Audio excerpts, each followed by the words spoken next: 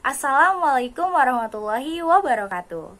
Perkenalkan, kami dari kelompok 5 Manajemen Transportasi Laut kelas B Logistik Kelautan Universitas Pendidikan Indonesia, yang beranggotakan saya Nurul Fitria dan rekan saya Hilmi Araihan. Kami akan mereview sebuah jurnal terkait dengan Strategy Development and Negotiation yang berjudul Logistik in Indonesia karya Lena Herliana dan David Parsons. Berikut akan kami jelaskan mengenai review jurnal tersebut. Silakan simak video ini dengan baik. Terima kasih. Studi kasus ini membahas tentang dampak dan manfaat reformasi struktural pada sektor logistik di Indonesia. Sektor ini dipilih bukan hanya karena kinerja logistik itu sendiri sangat penting bagi integrasi dan daya saing domestik dan regional Indonesia, tetapi karena sektor logistik juga menyediakan jendela untuk berbagai reformasi struktural simultan yang sedang berlangsung di Indonesia, khususnya di sektor transportasi, di mana infrastruktur yang tidak memadai dan peraturan yang ketinggalan zaman dapat menghambat kinerja. Studi kasus ini menawarkan kesempatan untuk mengkaji seberapa efektif Indonesia dalam melaksanakan reformasi struktural pada sektor logistik. Logistik sangat penting untuk kinerja ekonomi. Di Indonesia sendiri ada alasan khusus mengapa logistik menjadi masalah utama dan juga alasan mengapa infrastruktur transportasi dan layanan transportasi memainkan peran utama dalam hasil logistik. Seperti yang ditunjukkan pada tabel berikut, geografi Indonesia. Distribusi industri dan sumber daya merupakan tantangan besar untuk logistik yang efisien dan berbiaya rendah. Indonesia adalah negara kepulauan terbesar di dunia yang membentang lebih dari 5.000 km. Kira-kira 60% dari populasi sekitar 240 juta orang tinggal di Jawa. 40% sisanya tersebar di antara 6.000 pulau berpenghuni yang seringkali berpenduduk sangat jarang. Pulau Jawa juga merupakan pusat manufaktur, sedangkan sumber dayanya tersebar luas di seluruh Nusantara. Meskipun Indonesia memiliki 25 pelabuhan strategis dan 27 bandara berstatus internasional, pusat transportasi domestik dan internasional yang difokuskan di Jakarta atau di Pulau Jawa menimbulkan tantangan besar bagi konektivitas dan pembangunan antar pulau. Banyak dari koneksi antar pulau dilakukan melalui pelabuhan komersial dan non-komersial kecil dan ratusan bandara domestik kecil lainnya. Terdapat perbedaan biaya yang tinggi antara wilayah pada produk seperti makanan pokok dan produk dasar untuk industri dan konstruksi, yang mengarah pada kendala pembangunan. Menurut Bank Dunia, biaya pengiriman peti kemas berukuran 40 feet dari Padang ke Jakarta saat ini adalah 600 USD. Sementara pengangkutan peti kemas yang sama dari Jakarta ke Singapura dikenakan biaya 185 USD. Selain itu, perbedaan biaya logistik menjadi alasan penting mengapa harga beras di satu provinsi bisa mencapai 64% lebih tinggi daripada di provinsi lain. Hasil dari konektivitas yang buruk terbukti dalam banyak perbedaan harga dan masalah transportasi lainnya. Ini adalah masalah utama untuk pencapaian tujuan pertumbuhan inklusif. Riset Bank Dunia di Indonesia tahun 2010 juga mengungkapkan bahwa harga sekantong semen di daerah tertentu di Papua 20 kali lipat harga di Jawa. Harga 1 galon air di Medan 2 kali lipat harga di Jakarta. Jeruk dari Cina lebih murah dibandingkan jeruk dari Pontianak. Biaya transportasi domestik yang tinggi menjadi alasan utama. Biaya membawa peti kemas dari lokasi industri utama Jakarta ke pelabuhan 2 kali lipat dari Malaysia dan Thailand. Sekitar 10% ekspor Indonesia terlambat keluar dari pelabuhan dan akibatnya tidak mencapai pelabuhan transshipment regional tepat waktu. Kapal dengan tujuan lokal seringkali tertunda. Truk mengangkut sekitar 70% barang di Indonesia. Mayoritas truk di jalan raya di Indonesia sudah tua dan tidak dirawat dengan baik. Sebuah truk yang melakukan perjalanan pulang pergi dari Bandung ke Jakarta dapat menghabiskan hingga 75% waktunya untuk diparkir karena proses bea cukai, penundaan di gudang, dan lift on antrian. Logistik perdagangan dan transportasi sebagian besar masih berupa sistem berbasis kertas yang meningkatkan biaya logistik di samping pungutan liar. Deregulasi sektor transportasi dimulai pada tahun 90-an. Beberapa dari reformasi struktural tersebut telah memberikan manfaat. Misalnya, ketika pada tahun 2002 Indonesia menderegulasi tarif penumpang angkutan udara niaga berjadwal, harga tiket pesawat turun drastis. Gambar berikut yang disiapkan oleh Bank Dunia di Jakarta menggambarkan jarak geografis antara beberapa kota besar di Indonesia dan membandingkannya dengan biaya ekonomi tiket pesawat penumpang dan biaya transportasi laut yang belum diregulasi. Hasil penelitian menunjukkan bahwa pengukuran jarak ekonomis berdasarkan harga tiket angkutan udara saat ini jauh lebih rendah dibandingkan dengan berdasarkan biaya angkutan laut. Indonesia telah melakukan reformasi struktural besar dan bersamaan di sektor logistik dan transportasi sejak tahun 2007. Tabel berikut memberikan ringkasan reformasi hukum dan peraturan yang telah dibuat dan menyoroti reformasi yang sedang berlangsung. Fondasi reformasi ini dibuat melalui Undang-Undang baru untuk kereta api, perkapalan, penerbangan, dan transportasi darat. Perubahan ini sebagian besar didorong oleh kebutuhan untuk meningkatkan investasi swasta dalam infrastruktur baru dan untuk mengurangi ketergantungan pada anggaran negara guna memenuhi permintaan yang terus meningkat di seluruh perekonomian akan infrastruktur dan layanan terkait transportasi yang lebih modern dan efisien. Pada tahun 2010, rencana operasional baru sedang dikembangkan untuk logistik dan pelabuhan serta kereta api. Reformasi struktural menunjukkan arah dari kepemilikan pemerintah ke partisipasi sektor swasta dan regulasi yang lebih independen. Beberapa dari reformasi ini sedang dilakukan bekerja sama dengan Regional Initiative and Reform such as those in ASEAN. Penggerak reformasi selanjutnya adalah komitmen untuk bekerja dalam kaitannya dengan logistik di APEC. Pada tahun 2009, APEC mengadopsi kerangka konektivitas rantai pasok atau supply chain yang menetapkan serangkaian tindakan untuk menciptakan rantai pasokan terintegrasi dan berkontribusi pada integrasi di antara ekonomi anggota. Proyek ini menghubungkan pekerjaan sejumlah komite APEC dan kelompok kerja. Langkah pertama adalah mengidentifikasi 8 choke point utama dalam rantai pasokan regional terkait dengan hambatan regulasi, inefisiensi biaya cukai, jaringan transportasi, dan infrastruktur yang tidak memadai. Rencana aksi sedang dikembangkan di sekitar choke point ini untuk diterapkan pada tahun 2011. Setelah rencana ini menjadi jelas, blueprint Indonesia yang dijelaskan di bawah ini dapat dikoordinasikan dengan komitmen di APEC. Indonesia menempati urutan ke-75 dari 155 negara di LPI yang digunakan dalam studi ini untuk mengukur kinerja sektor logistik Indonesia saat ini. Meskipun peringkat Indonesia masih di atas rata-rata kinerja kelompok ekonomi berpenghasilan menengah ke bawah yang menjadi bagiannya, peringkat turun dari 43 pada LPI 2007. Hal ini disebabkan oleh perbaikan dan reformasi yang relatif lebih cepat di negara lain sejak 2007. Hasil, peringkat Indonesia saat ini menjadi yang terendah di 6 negara ekonomi terbesar ASEAN. Dalam APEC, peringkat Indonesia di atas Rusia dan Papua Nugini.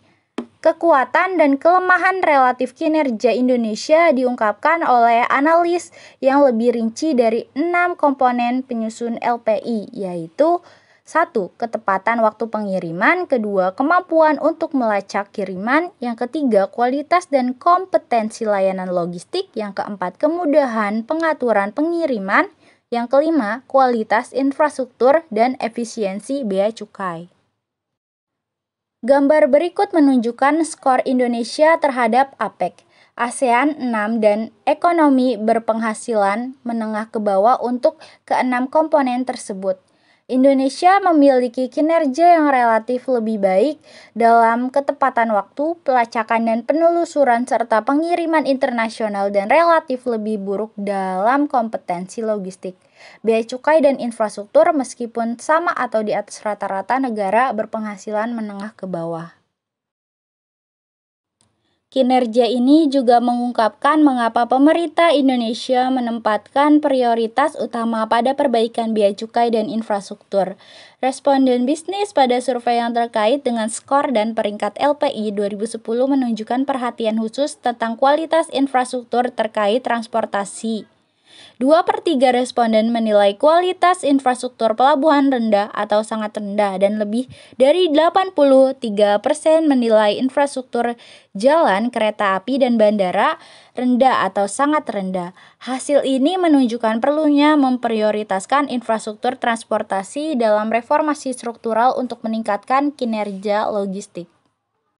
Oke, selanjutnya. Blueprint Logistik Nasional.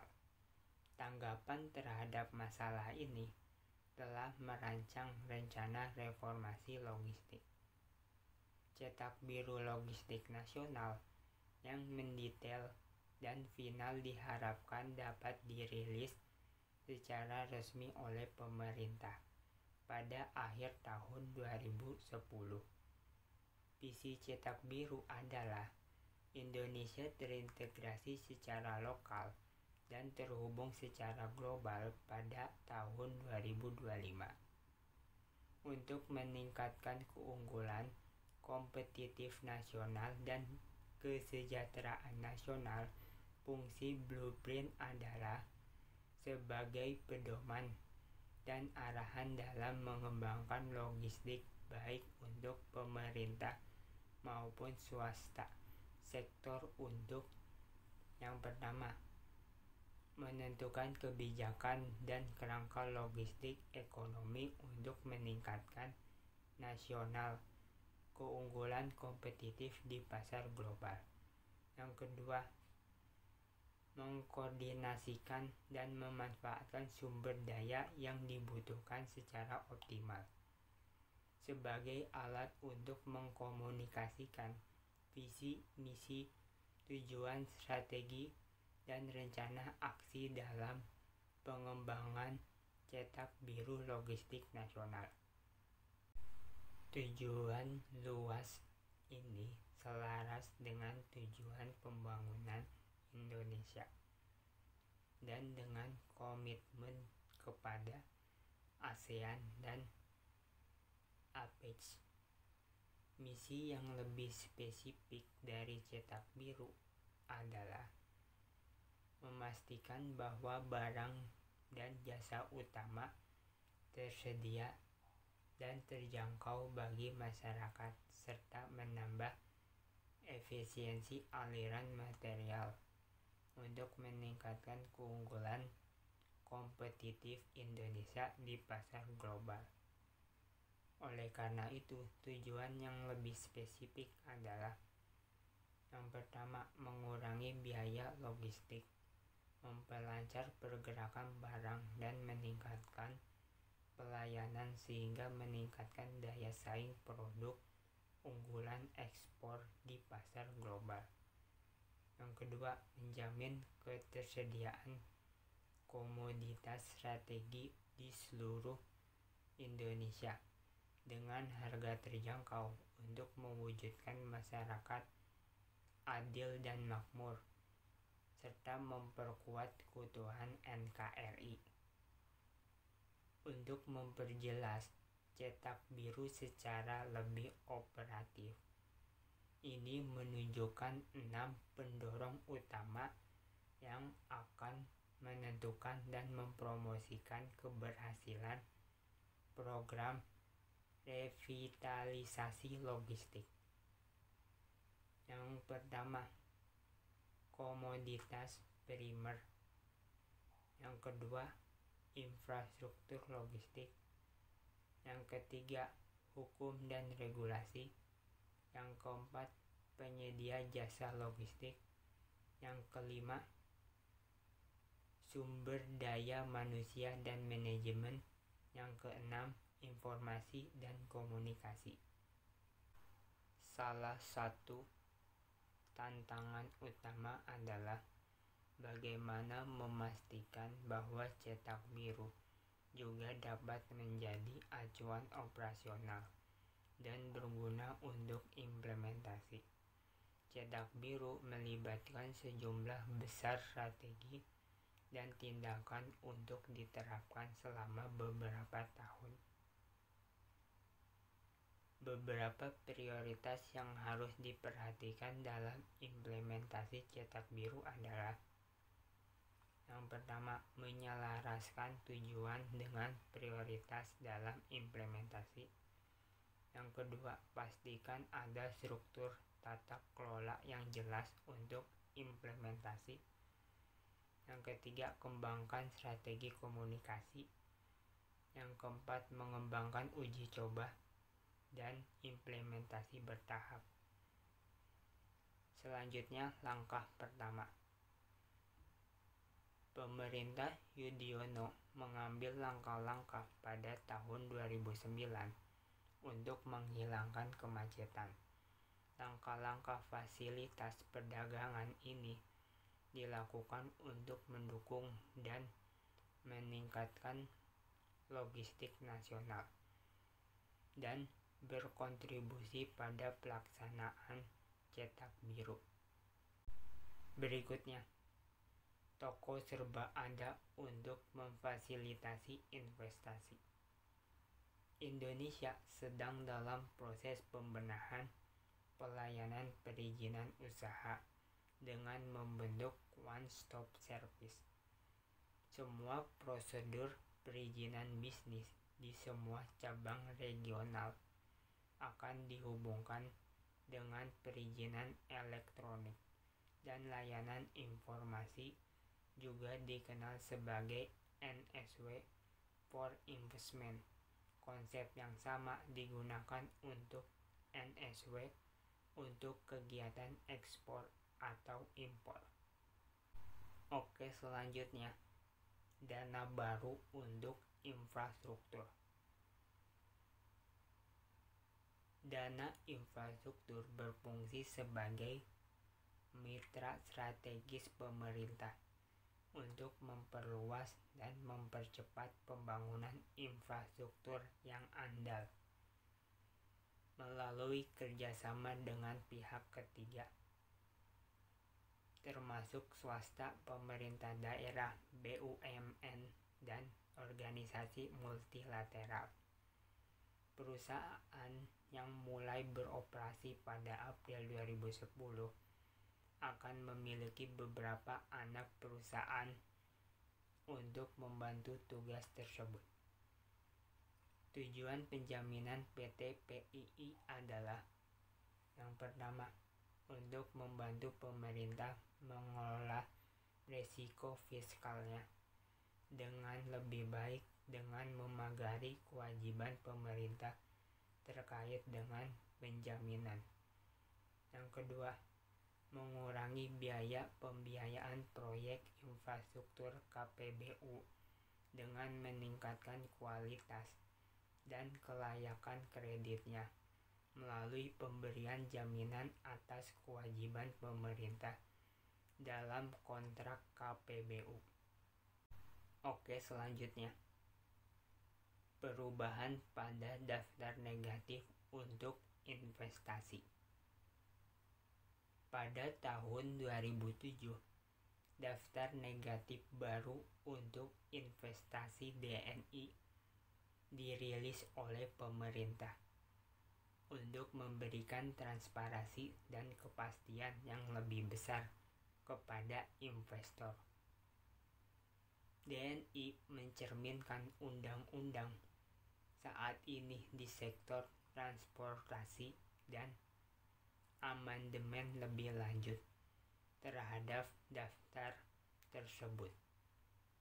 Dibayangi karena undang-undang ini diubah atau undang-undang baru diberlakukan oleh legislatif Indonesia. Berikutnya adalah 6 koridor pembangunan ekonomi biru. Pemerintah telah merencanakan 6 koridor pembangunan ekonomi di Indonesia. Ini dimaksudkan untuk menghubungkan hubungan dan industri antara wilayah guna mempercepat pembangunan infrastruktur, mendorong investasi asing, dan memacu pertumbuhan ekonomi. Untuk mencapai hal ini, hubungan fisik dan fasilitas logistik harus tersedia di sepanjang jalan koridor. Indonesia telah menawarkan 2 kawasan ekonomi khusus kepada investor Jepang yang akan dijadikan sebagai proyek percontohan. Oke, selanjutnya implementasi National Single Windows. Pendorong utama pembentukan NSW untuk memfasilitasi perdagangan adalah inisiatif yang lebih luas untuk menciptakan ASEAN Single Windows. Kesepakatan pembentukan ASEAN Single Windows ditandatangani oleh para Menteri Ekonomi ASEAN pada Desember 2005. Pada Desember 2006, para Menteri Keuangan ASEAN menandatangani protokol ASEAN untuk membangun dan menerapkan ASEAN Single Windows. Berikutnya adalah layanan pelabuhan sepanjang waktu. Untuk memberikan importir dan eksportir akses yang lebih mudah ke layanan, pemerintah telah meluncurkan kebijakan baru yang disebut Program 24/7. Semua pelabuhan harus beroperasi 24 jam sehari selama 7 hari seminggu untuk mempercepat proses bea cukai dan mengurangi biaya logistik. Pemerintah mulai menjalankan pelabuhan Indonesia sepanjang waktu pada Januari 2010, didukung oleh NSW. Selanjutnya, kesimpulan.